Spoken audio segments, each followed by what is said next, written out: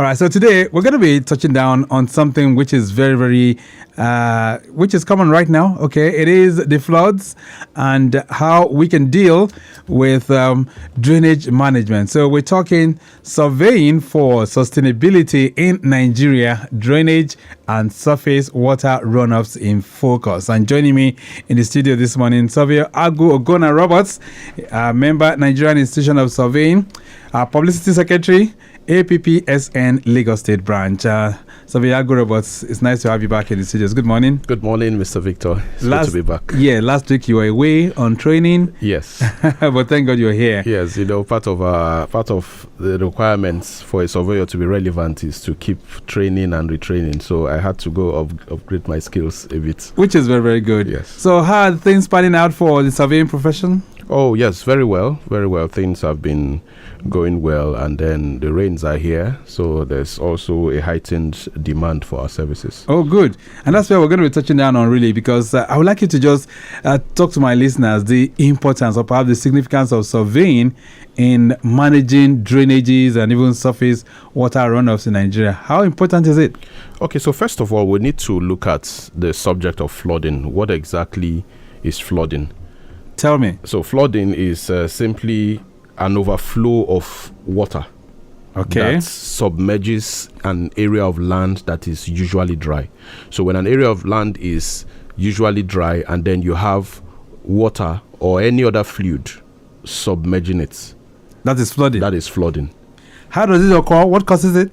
So there are a number of causes. Primarily the natural causes. You have rainfall, heavy rainfall, which will now result in water bodies overflowing their banks. So you have rivers, the oceans, rivers, seas, tributaries overflowing their banks. Then you also have the rapid melting of the ice body, which now leads to the increase in tide on the ocean body that now spills into the seas and then onto the land. All right. Yes, and then you could also have other man-made causes. Artificial causes, yes. Like burst pipes? Yes, burst pipes, when pipes are vandalized, and then when drainages are broken, when people build on water lines, waterways, and even in the floodplains, thereby obstructing the natural flow of water. All right. How common is this in Nigeria? Oh, very common.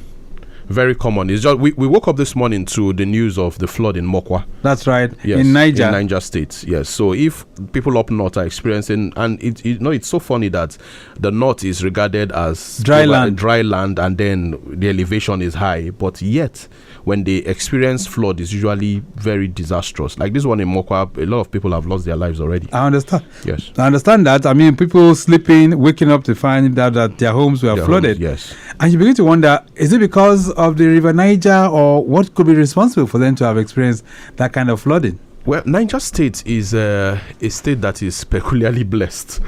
Peculiarly blessed in the sense that the presence of the River Niger in Niger State, predominantly they have a wide area of the land, experiencing the presence of the River Niger, aside other smaller rivers.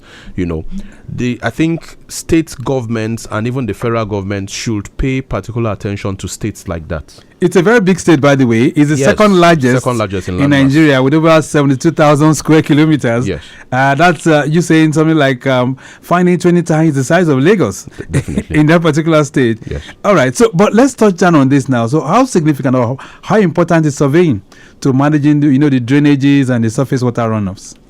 Okay. So the first thing is you need to have an understanding of your topography. So you need to have an understanding of the topography of every particular part, especially where you want to carry out development, or even when there are no plans for development. You need to have an understanding of what happens there. So one of the things that surveying will seek to address is to give a clear picture of the topography of that particular region. And then by having an understanding of the topography, you will know if there are areas that are naturally prone to flood when the rains become heavy. Okay, that's the way you will know? Yes, definitely, because by the time you do a plane analysis of your terrain, if you're having an area that is almost at the same level as the mean sea level, then you know that when the rivers or the sea overflows its banks, those areas are likely to be flooded. And like we say in local parlance, water will always find its level. It will always flow from a higher region to a lower region. So surveying plays a major part then? Yes, it plays a major role in giving us a clear understanding of what is existing on our terrain. Yes. All right. So from what you see, have we been able to make good use of surveying in managing our drains? Well, this is a big question, and much as a number of states are proactive when it comes to deploying geospatial data in managing their terrains, I would say that we're still it's a far cry as regards what should be done, because if you look at what is happening in countries like Norway that are naturally below the sea level and they hardly experience flooding, you now begin to ask yourself, what are they doing there that we are not doing here? So what are they doing really? Yes, the first thing that I understand that they are doing, even though I've not been there but I've interacted with people who have been there, is that there is data. Okay. They have data, and the first thing to do in providing solution is availability of data. Okay. So you're saying now we can translate from data to drainage management? Yes, because for you to even think of managing, not just drainage, managing any infrastructure, you must have data. You must have information, data, you must have data processed into information of what is existing. It is now based on that you can begin to plan and then profile solutions. Okay. Yes. So is it possible that a state like Niger, they might not have enough drainage channels, or perhaps those drainages are not properly connected for that kind of flooding to emerge? Well, I know Mokwa to a great extent, because I grew up in Kainji. So Mokwa happens to be one of the transit towns that we always navigate through to get to Kainji. And then Mokwa is not properly planned. From what you see? Yes, from what I used to see back then. I don't know how much it has improved in this present day. But then when you have the river Niger cutting through that, maybe somewhere behind the town, okay, it tells you that whenever the river overflows its banks, all the communities along the river banks, along that pathway of the river, will definitely experience flooding. They feel the effect. Yes, they'll feel the effect. And then also you begin to ask yourself, what has been happening in the area of attempting to desilt the riverbeds? What effort has been put in place to desilt the riverbeds, to even clear some of these tributaries that serve as discharge points for the river Niger as it flows along its course? So isn't it possible that perhaps the local government or perhaps the state government within those areas, they've neglected that function of dredging and all of that? Well, you know that anything that happens along the waterways is no longer under the purview of the state government. It is now been moved to the exclusive list. Of the federal government. So it's within the purview of the federal government. So even the local governments have no say when it comes to doing anything along the waterways. But I feel that there should be more of collaborative effort, because the federal government cannot be everywhere at the same time. So there should be more of collaboration between the federal, state, and the local governments, especially in states that have these peculiar problems with flooding. Right. Let's touch on the challenges now. Surveyor Agwu, Ogonna Roberts, what are the challenges facing Nigeria in terms of drainage and surface water management? So the first problem we have, I would want to move away from blaming the government. The first problem I think we should begin to address, and the earlier we start addressing it, the better for us, is the culture of the Nigerian. The culture of the Nigerian. How well do we understand the consequences of some of our actions? Tell me, what are the actions? So I'm thinking of building a house, and then the next thing I'm thinking of is just put up my fence, dig my foundation, start laying blocks and all that. I'm not even considering a DPC level that is going to be set with respect to the existing ground level. What does that mean, DPC? So that's the dam-proof course. Okay. That's more like your foundation, the top of your foundation, the finished floor level of your foundation. Oh, okay. So I'm not considering the height at which that is going to come with respect to the existing ground level. I'm not considering the fact that by the time I finish building my house, I'm going to be discharging water from my premises onto the road, and that there should be proper channels that this water I'm discharging should go into, and then everything connected. So you now find a case where, except for a few estate companies who are big enough, who understand the importance of building and constructing drains before they start selling houses, you discover that most people are opening up layouts, opening up estates, and they're just interested in selling plots of land. So let's talk about that now. So when you get to a virgin land, or those developing areas where there are no drainages at all, what are we supposed to do if we are engaged, or if we are involved in building in that particular locality? So the first thing you should do is to have an understanding of the topography. You should know where the likely discharge point of water is.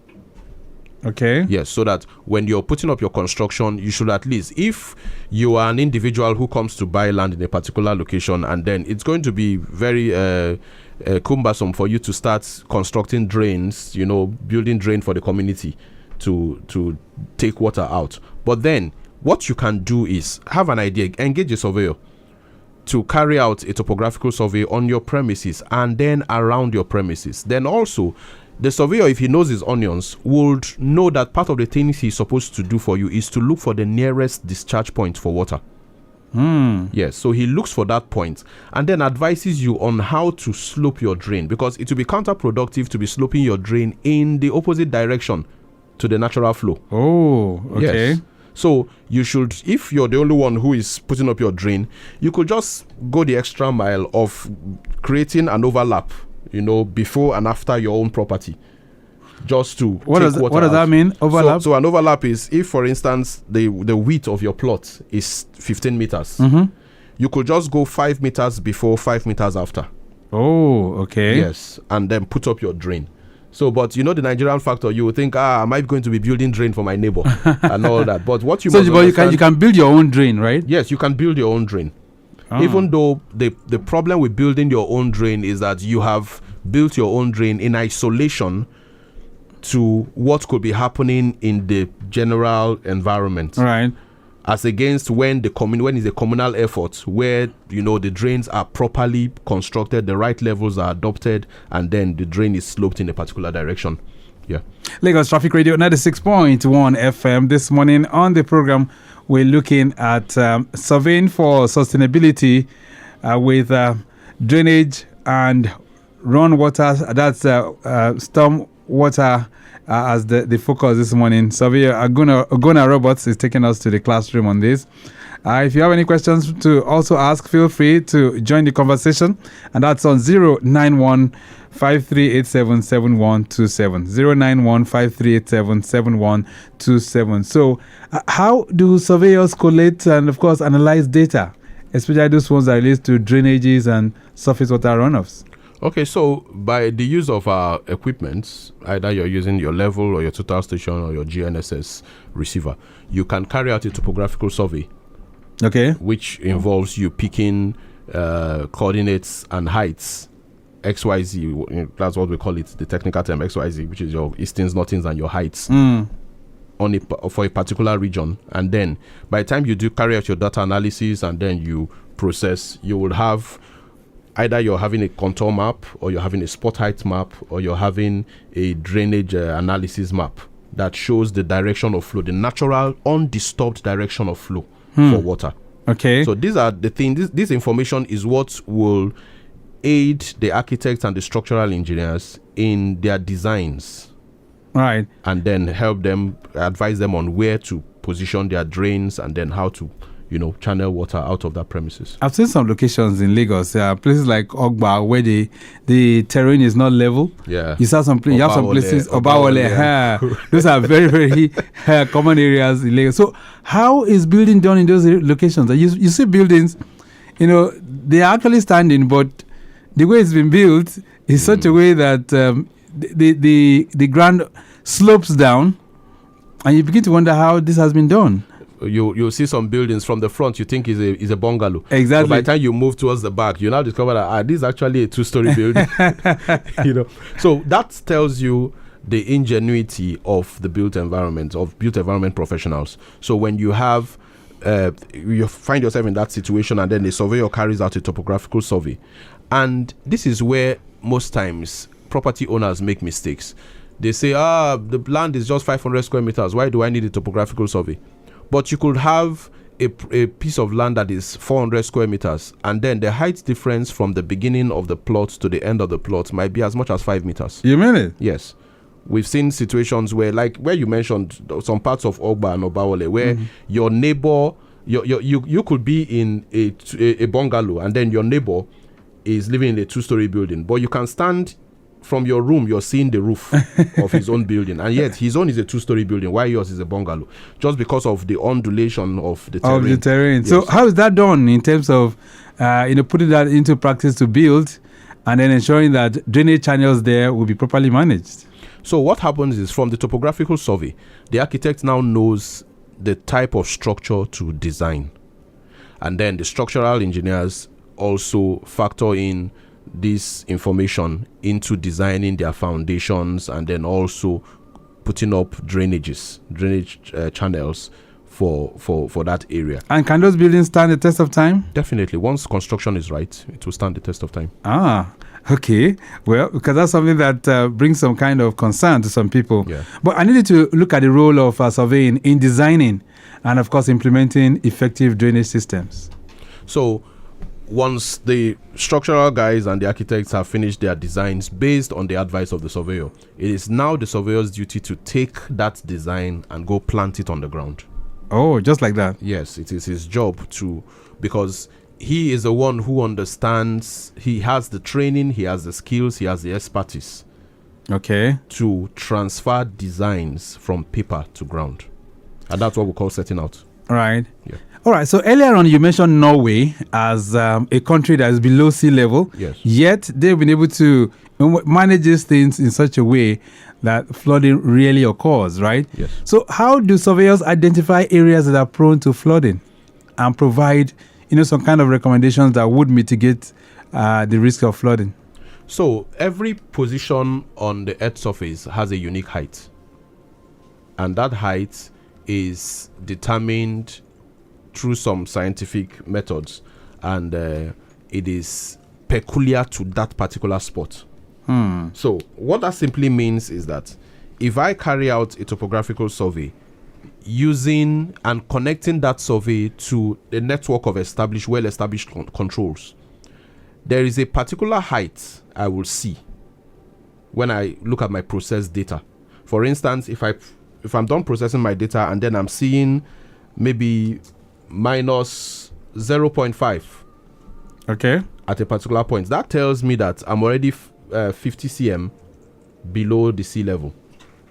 Okay. Yes. So that information alone should send a trigger. And then if that situation now occurs over a wide area, it tells you that that place is already a low surface, and then in the event of flood, that particular place is going to be highly submerged.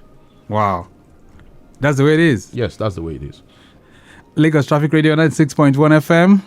Hello there. Okay, 09153877127. That's the number that you can call to be part of this. I have Surveyor Agwu Ogonna Roberts, Publicity Secretary of APPSN, rather. That's the Association of Private Practicing Surveyors of Nigeria. Let's get back to Ijushaga. I understand there's a broken down man diesel tipper with mechanical fault. This is at Fagba intersection inwards Jonathan Coker Road.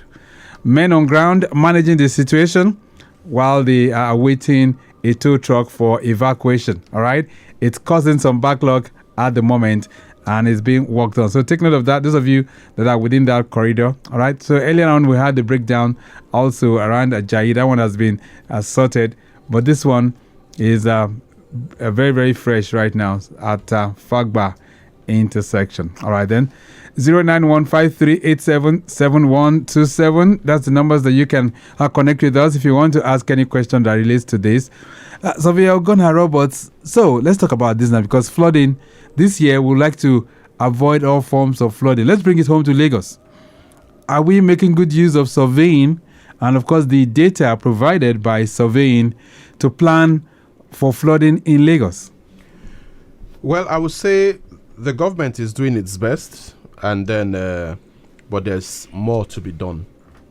And, whatever the government is doing in terms of their projects, physical infrastructure, roads, and then public utilities being constructed, we've seen how they engage surveyors on those projects. But that is just a fraction of Lagos. Okay. The bulk happens with the private sector. Right. Private sector developers, private companies carrying out developments here and there. And then you find most times you are engaged as a surveyor, maybe to carry out a cadastral survey for a particular property, and then you propose topographical survey, and the client tells you, no, I don't need it, it's not necessary. So you're saying now that in addition to the cadastral survey that we do, there's a need for us to do a topographical survey? Yes. Because of this flood? Yes. Now, I can't remember the exact country, but there's a country in Africa that part of their planning regulations is that for every property in excess of, I think, 400 square meters, a topographical survey must accompany your cadastral survey before physical planning approval is given. You mean it? Yes. A message here is coming in. This one says, good morning, TGIF. How does urban development without proper surveying affect natural water flow? Salami is saying that one. All right, then I have this call. Hello there. Good morning. Yes, good morning. Good morning. How are you doing? I'm very good. My name is Tokwe. Tokwe, how are you doing? I'm very good. All right. Where are you calling from, Tokwe? This is your topic. I just want to ask, is there a way, drainage and, is there a way schools, like primary, secondary schools, can incorporate lessons on drainage and sustainability into their curriculum? Okay. Like primary, secondary? Yes, so that, it is a part of us as we are growing. All right. That's a very pertinent question. Tokwe, where are you calling from? Thank you. Hello. I'm calling from Agege. Agege, all right. Tokwe, thank you so much. All right. So is that something that you recommend, Surveyor Ogonna Roberts? Okay, well, I think this is more of a policy issue where the Ministry of Education should begin to look at some of these, just like we used to have moral instructions in those days. All right. I think the Ministry of Education should begin to look at something like that. But also on the part of professional bodies, I, for one, know that the Women in Surveying, which is one of the subgroups of the Nigerian Institution of Surveyors, carry out yearly awareness programs, and they go to schools. Okay. And then some of us also as surveyors, when we are opportune to attend career days in our children's schools, these are part of the things we also go to speak to them about. Right. So, but I think every school proprietor proprietress should incorporate this awareness into their curriculum. Their curriculum, yes. All right, let's get back to Salami's concern. It says, good morning, and TGIF. How does urban development without proper surveying affect natural water flow? Thank you so much, Salami.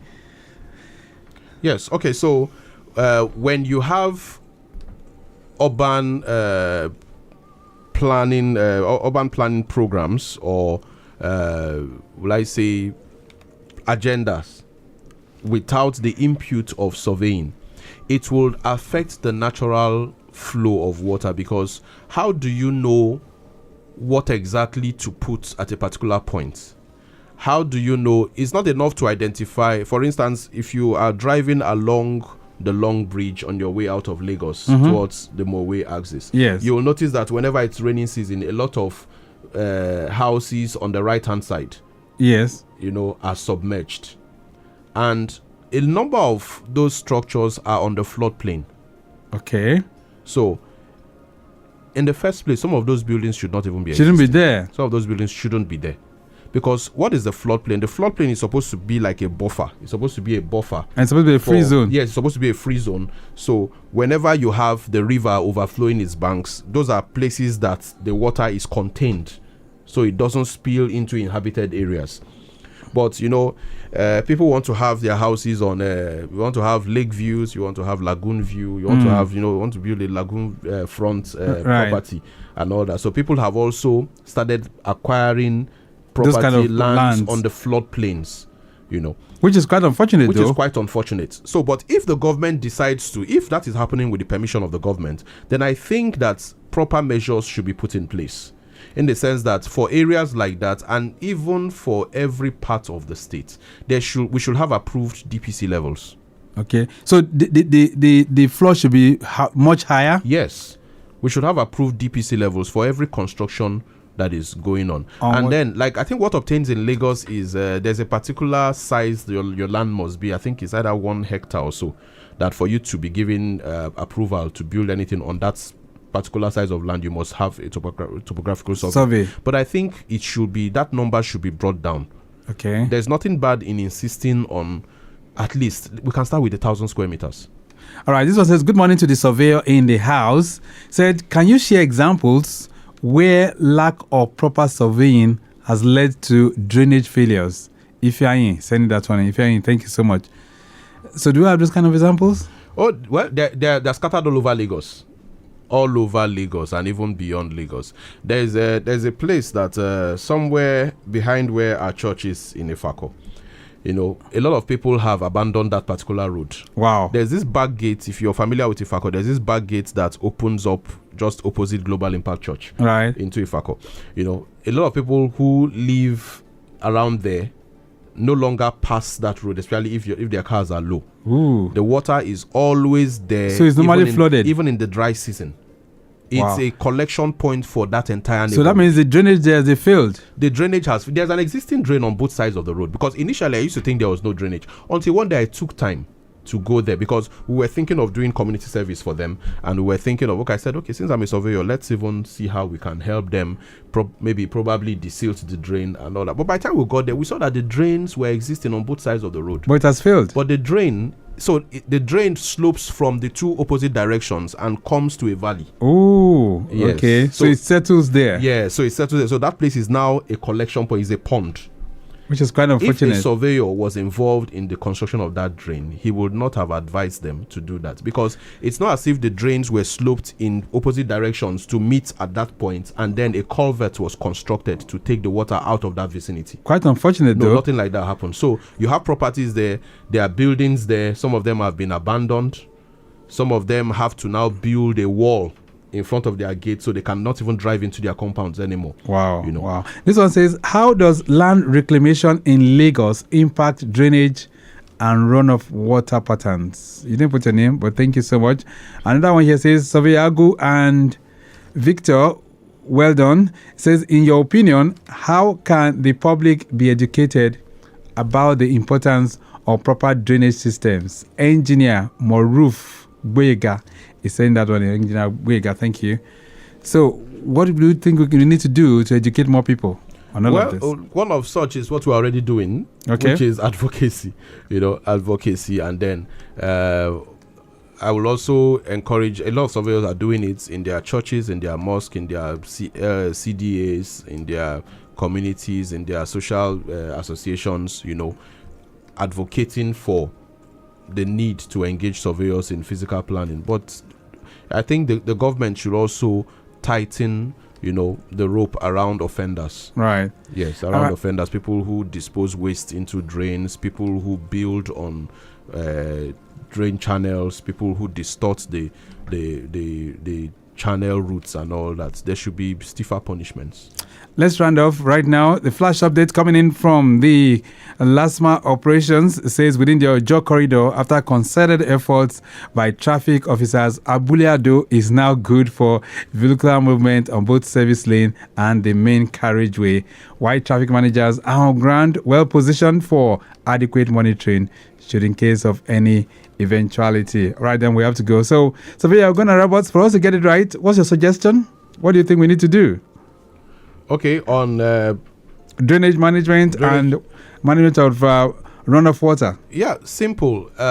Government should partner with all the professionals in the built environment, and then they should also begin to look at stiffer ways to punish offenders, and then also members of the public should engage surveyors and other members of the built environment in their projects. All right, so for those who'd like to engage with you guys, where's your office located? Okay, so the APPSN office is just on Asbifi Road in the Central Business District of Lagos. It's adjacent Revenue House. That's the former Elephant House. All right. Yes, it's on the first floor of the Nigerian Institution of Surveyors building. And then you can reach us on our phone line 080-8092-7724. 080-8092-7724. All right then. Surveyor Ogonna Roberts, it's nice having you in the building. Thank you so much for being here. All right, so we've been able to touch down on surveying for sustainability and we've been looking at it from the perspective of drainage and runoff water management. Okay then, so APPSN, they made this conversation possible every Fridays from 10:15 through 11 o'clock. And we've just concluded one right now. And the program has been produced by Mike James. And I say big thank you as well to Okpayemi Shodunke. Our executive producer is Tayo Akonle. My name is Victor Oteri. I'm out. Bye.